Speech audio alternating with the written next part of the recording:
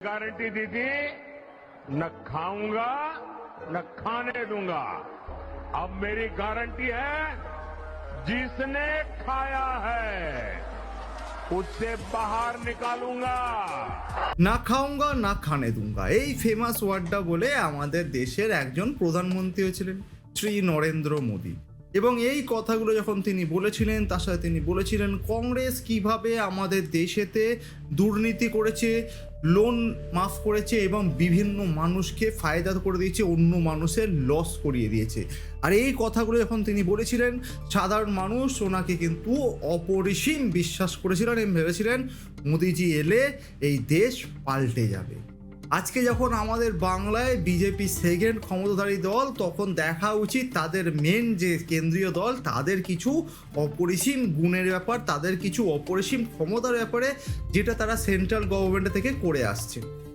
Recent data যেটা বেরিয়েছে সেটা অনুযায়ী আমাদের সেন্ট্রাল গভর্নমেন্টের আন্ডারে থাকা মানে আমাদের জাতীয় যে ব্যাঙ্কগুলো আছে, রাষ্ট্রায়ত্ত ব্যাঙ্কগুলো, এই সমস্ত ব্যাঙ্কগুলো মিলিয়ে গত 10 বছরে 16 লক্ষ কোটি টাকার মধ্যে 12 লক্ষ কোটি টাকার লোন মাফ করে দিয়েছে। মানে 16 লাখ কোটি টাকা দিয়েছে, তার মধ্যে থেকে 12 লাখ কোটি টাকা ছেড়ে দিয়ে মাত্র 4 লক্ষ কোটি টাকা তুলেছে। হ্যাঁ, ঠিকই শুনছেন, যে লোনটা দিয়েছে তার অলমোস্ট 70 to 80% তারা মাফ করে দিয়েছে, ওয়েভ অফ দিয়ে দিয়েছে। কাদেরকে দিয়েছে জানেন? দিয়েছে বড় বড় কোম্পানিদেরকে। আর এই কথাটা আমি বলছি খুব দায়িত্ব নিয়ে বলছি, তার কারণ যে রিপোর্টগুলো চোখের সামনে এসছে সেই রিপোর্টগুলো দেখলে চক্ষু ছানা বড়া হয়ে যাচ্ছে। কংগ্রেস আমলে ইউপিএ 2 গভর্নমেন্টের সময় মোদিজি বলেছিল খুব করাপ্ট গভর্নমেন্ট, ওরা পয়সা মাফ করে দিচ্ছে, এই করেছে। সেই টাইমে কি করা হয়েছিল? 60,000 কোটি টাকা মাফ করা হয়েছিল দরিদ্র কৃষকদের। আর সেই জায়গায় নরেন্দ্র মোদী সরকার মাফ করেছে 12 লক্ষ কোটি টাকা। কাদের? বড়লোক কর্পোরেটদের। এই সমস্ত কর্পোরেটগুলোর মধ্যে খুবই নাম করা একটা কর্পোরেট হচ্ছে অনিল আম্বানির কোম্পানি, যে কোম্পানির নাম ছিল রিলায়েন্স কমিউনিকেশন। এই রিলায়েন্স কমিউনিকেশন 49,000 কোটি টাকা দেনা ছিল 53টা ব্যাংকে, যেটা ন্যাশনাল ডেট ট্রাইব্যুনাল কোম্পানি ট্রাইব্যুনালে যায় এবং সেখানে অ্যাডমিট করা হয় যে 47,000 কোটি টাকার লোন, এবং সেটা সেটেলড হয় শুধুমাত্র 455 কোটি টাকায়। হ্যাঁ, 47,000 কোটি টাকাটা সেটেল হয় 455 কোটি টাকায়, মানে অলমোস্ট 46,500 কোটি টাকা লস হয়। আর এই সমস্ত কিছু যখন হচ্ছে তখন কিন্তু আমাদের দেশে একটা কথা শোনা যাচ্ছে, মোদি হে তো মুমকিন হ্যায়। এবং মোদি হে তো মুমকিন হ্যায় এই ঘটনা যখন চলছে তার মাঝখানে একটা পরিষ্কার জিনিস দেখতে পাওয়া যাচ্ছে, সেটা হচ্ছে 2014 সাল থেকে 2014-15 আর্থিক বর্ষ থেকে 2023-24 আর্থিক বর্ষ অবধি সরকার কী হারে বিভিন্ন কর্পোরেট কোম্পানিগুলোর লোন মাফ করেছে। 2014-15 সালে পাবলিক সেক্টরের ব্যাংকে যেখানে লোন দিয়েছিল 2,79,000 কোটি টাকা, তার মধ্যে থেকে মাফ করেছিল 49,000 কোটি টাকা।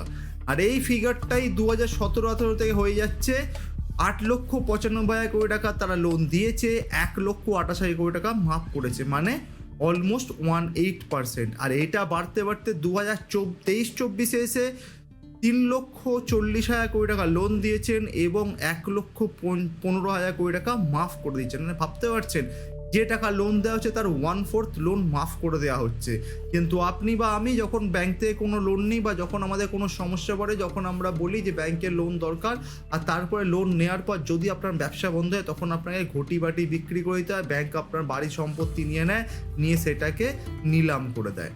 আপনি আমি কিচ্ছু করতে পারি না, তার কারণ আমরা আইনে বাধ্য। কিন্তু কর্পোরেট সেক্টরগুলোর ক্ষেত্রে সরকারের সাধুবাদ, তাদের আশীর্বাদ কিন্তু মাথার উপরে থেকে যাচ্ছে। এখানে একটা বড় একটা নিউজ পাওয়া গেছে যেটা দিয়েছে এঞ্জেল ওয়ানের তরফ থেকে, সেখানে পরিষ্কার দেখাচ্ছে 12 লাখ কোটি টাকা ব্যাড লোন ওয়েভ অফ দেওয়া গেছে লাস্ট 10 বছরে। এবং তার মধ্যে যেটা দেওয়া হয়েছে কি যে ব্যাংকগুলো দিয়েছে তাদের মধ্যে সবচেয়ে প্রথমে আসছে স্টেট ব্যাংক অফ ইন্ডিয়া। হ্যাঁ, স্টেট ব্যাংক অফ ইন্ডিয়া, যেটা কম টাকা রাখার জন্য আপনার অ্যাকাউন্টে টাকা কেটে কেটে জিরো করে, সেই স্টেট ব্যাংক অফ ইন্ডিয়া 1,14,000 কোটি টাকা লোন মাফ করেছে। ইউনিয়ন ব্যাংক অফ ইন্ডিয়া 85,000 কোটি টাকা লোন মাফ করেছে। পাঞ্জাব ন্যাশনাল ব্যাংক 81,000 কোটি টাকা লোন মাফ করেছে। Canara bank and bank of Baroda দুজন মিলে, একজন 56,000 কোটি টাকা, অন্যজন 70,000 কোটি টাকা লোন মাফ করেছে। এবং এদের মধ্যে যে ডিফল্টারগুলো আছে তারা হচ্ছে large corporate account and prolonged legal dispute, যেগুলো লার্জ কর্পোরেট অ্যাকাউন্ট মানে বুঝতে পারছেন লার্জ কর্পোরেট অ্যাকাউন্ট মানে বড় বড় কর্পোরেট কোম্পানিগুলো, বিভিন্ন আদানি, আম্বানি, চক্সি, এরকম যে বড় বড় নামের কোম্পানিগুলো ছিল সেই সমস্ত কোম্পানিগুলো। এখানে একটা পরিষ্কার জিনিস বলা হচ্ছে, দ্য গভর্নমেন্ট ক্ল্যারিফাইজ দ্যাট রাইট অফস আর, বলছে যে লোন ওয়েভার যেটা দেওয়া হচ্ছে সেটা কিন্তু মানে এগুলো লোন ওয়েভার না, রাইট অফ করা হচ্ছে, এগুলো থেকে আমরা টাকা তুলবো। আবার কিরকম করে টাকা তুলবো?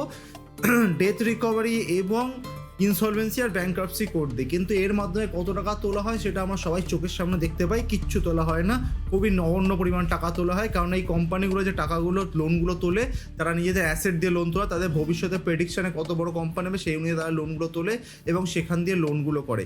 এই সমস্ত লোনগুলো এখন করছে এবং লোনগুলো তুলছে, সরকারকে ফোকলা করে দিচ্ছে, আমাদের ইকোনমিকে নষ্ট করে দিচ্ছে। সেখানে একটা খুব সোজা জিনিস পাওয়া যাচ্ছে, সেটা হচ্ছে ব্যাংকে IMF এর থেকে সাইটেড হয়েছে যে ট্রান্সপারেন্ট, যেটা কথা অনুযায়ী ব্যাড লোনস যেটা ব্যাংকে আছে সেখানে মানে 0.5 থেকে 2% of the total bank loans মানে হচ্ছে bad loan. This percentage is irreversible loan appears to unavoidable for many unforeseen reason. অনেক কারণের জন্য এই রিজনটাকে মানে এই লোন পার্সেন্টেজ যেটা মানে খারাপ লোন সেটাকে কিছু করতে পারছে না। যেখানে বড় বড় দেশগুলো এই লোনগুলোকে কন্ট্রোল করার চেষ্টা করে, কিন্তু আমাদের ইন্ডিয়ার মতো দেশ এটা কখনোই কন্ট্রোল করতে পারছে না। বিকজ আপনারা সবসময় জানি অনেক এই বড় বড় কনগ্লোমেরেট কোম্পানিগুলোর পিছনে অনেক বড় বড় দাদা ভাইয়াদের হাত থাকে। দাদা ভাইয়া বলতে নেতাদের কথা বলছি, কোনো গুন্ডা কথা বলছি না। কিন্তু এই যখন কথাটা বলছি সেখানে একটা ছোট জিনিস বলা উচিত। এনপিএ যে ব্যাংকের অ্যামাউন্ট ছিল 10 লাখ কোটি টাকা ছিল 2017-18-তে, সেটা 4,75,000 কোটি টাকা হয় 2023-24-এ। এবার এইখানটা যদি যাওয়া হয়, এখানে একটা জিনিস ব্যাপার হচ্ছে, এই যে এনপিএটা কমেছে কারণ অনেক লোনকে ওয়েভ অফ করে দেওয়া হয়েছে। ওয়েভ অফ করে দেওয়ার জন্য বা লোনগুলোকে ছেড়ে দেওয়ার জন্য অনেক এনপিএ পরিমাণ কমে গেছে। যেখানে সরকার বলছে এনপিএ কমছে, ওরা টাকা তুলছি, আর জিনিসটা অন্যদিকে, কারণ সরকার এনপিএটা কমিয়ে দিচ্ছে, টাকাটা না তুলে নেয়, লোনটাকে ওয়েভ অফ করে দেয়। কিন্তু আপনি বা আমি বা সাধারণ মানুষ আমাদের কি হচ্ছে? কিচ্ছু হচ্ছে না। বিজেপি যখন ক্ষমতা আসার চেষ্টা করে বিভিন্ন জায়গাতে বলে ডবল ইঞ্জিন সরকার হবে, এই গ্রোথ হবে, ওই গ্রোথ হবে, সেই গ্রোথ হবে। আজকে যখন প্রচণ্ড বৃষ্টি হচ্ছে সেই সময় দেখতে পাওয়া যাচ্ছে বিভিন্ন বিজেপির স্টেটে, যেখানে বিজেপি স্টেটে পাওয়ারে আছে সেই সমস্ত জায়গাতে কীরকম অবস্থায় দাঁড়িয়েছে। আজকে যখন আমাদের রাজ্যে ভোট আসতে চলেছে, বিজেপি যখন মাথা চাড়া দিয়ে উঠছে, প্রচণ্ড চেঁচামেচি করছে, সেই সময় একটা জিনিস আমাদের চোখ খুলে দেখে নেওয়া উচিত, এই বিজেপি সরকারগুলো কোথায় কোথায় কী করছে, বিভিন্ন জায়গায় কী রকমের 2 নম্বরই হচ্ছে, আর সেই 2 নম্বরিগুলোতে কীরকমভাবে সরকারি নেতা মন্ত্রী আমরারা জড়িয়ে পড়ছেন। আর এই সমস্ত জিনিসগুলোর মধ্যে উত্তরপ্রদেশের কথা একটা বলে রাখা উচিত। উত্তরপ্রদেশে গতকাল একটা নিউজ আছে যেখানে দেখতে পাওয়া যায় যে 203 জন নতুন শিক্ষক নিয়োগ হয়েছে, তার মধ্যে 202 জন ফলস সার্টিফিকেট দিয়ে চাকরি পেয়েছেন। ভাবুন, 203টে শিক্ষকের মধ্যে 202 জন ফলস সার্টিফিকেট দিয়ে চাকরি পেয়েছেন। এরকম অজস্র করাপশনের নিউজ সমস্ত স্টেটগুলো থেকে আসছে। কিন্তু এখন একটা দুঃখের বিষয় কি জানেন? এখন একটা দুঃখের বিষয় হলো আমাদের সাধারণ মানুষ এখন আর করাপশন নিয়ে বেশি ভাবি না। আমরা সাধারণ মানুষ এখন ভাবি কে এলে বেশি ফ্ল্যাশি নিউজ হবে, কারণ আমাদের নিউজ চ্যানেলগুলো হয়ে গেছে এখন এন্টারটেনমেন্ট পারপাস, যেখানে রাত্রি 9টার নিউজটা, প্রাইম টাইমটা, ডিবেটগুলো, আজকে আমাদের কাছে একটা ভালো কিছু নিউজ আসছে বা ভালো কিছু ব্যাপারে আলোচনা হচ্ছে তা নয়। এখন এই সমস্ত জিনিসগুলো একটা এন্টারটেনমেন্ট পারপাস, সেখানে কে কত কাকে বেশি চাটতে পারছে বা কে কত বেশি কথা বলতে পারছে, বড় বড় বাতলা দিতে পারছে, কত সুন্দর করে বাতলা মারতে পারছে, সেটা আমরা দেখি।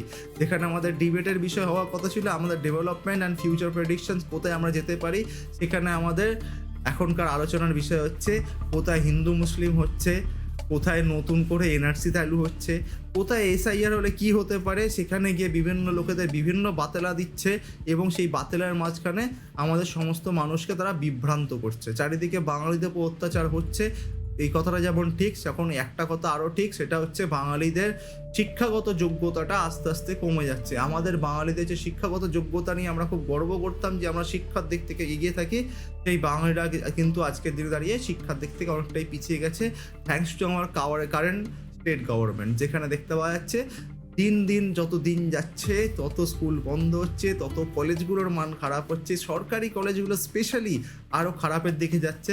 সরকারি দেখেছেন অলরেডি জয়েন্টের রেজাল্ট বেরোয়নি, সরকারি কলেজ ভর্তি হয়নি, কিন্তু প্রাইভেট কলেজগুলো সিট অলরেডি ভর্তি হয়ে গেছে এবং বিভিন্ন প্রফেসর মহল থেকে বা শিক্ষা মহল থেকে একটা কথা আসছে যে প্রাইভেট কলেজগুলোকে বুস্ট করার জন্য সরকার এই কাজকর্মগুলো করছে, যাতে ভালো স্টুডেন্টগুলো প্রাইভেট কলেজ পায় এবং সরকারি কলেজগুলো যাতে খুব একটা ভালো স্টুডেন্ট না পায় এবং তাদের মান যাতে আস্তে আস্তে পড়তে থাকে।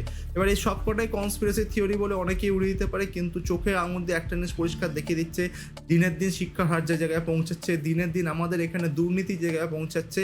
এই তৃণমূল বলুন বা বিজেপি বলুন, এরা দুজন কিন্তু একে অপরকে বেশ সম্পূর্ণতা দিয়ে চলেছে, দুজন দুজনকে পরিপূর্ণ করছে, দুজন দুজনের মধ্যে একটা সুন্দর সম্পর্ক গঠন করে আমাদের কিন্তু বোকা বানিয়ে চলেছে। এবার আমরা কতদিন এইভাবে বোকা বানবো, কতদিন এইভাবে লোন ওয়েভারকে দেখবো হাসতে হাসতে কাটিয়ে দেবো, কতদিন এই আদানি আম্বানির নিজেরা মজাসে এই দেশে একটাই কোম্পানি হিসাবে ব্যবসা করে যাবে, কিভাবে আমাদের রাজ্যেও বিভিন্ন কোম্পানিরা এসে নিজেদের ফায়দা মতো সমস্ত কিছু করে নিয়ে চলে যাবে, আর রাজ্যের সাধারণ মানুষ যারা ছোটো ছোটো ব্যবসায়ী তারা যখন লোন নিতে যায় তাদেরকে হাজার কাগজ দেওয়ার মধ্যে, হাজার গ্যারেন্টি দেওয়ার মধ্যে, নিজের ঘরবাড়ি দেওয়ার মধ্যে দিয়েও লোন অ্যাপ্রুভ না হয়ে, আর লোন অ্যাপ্রুভ হলেও 80 টাকা লোন নিলে তার জন্য 180 টাকা শোধ করে জীবনটা শেষ করে। দেখো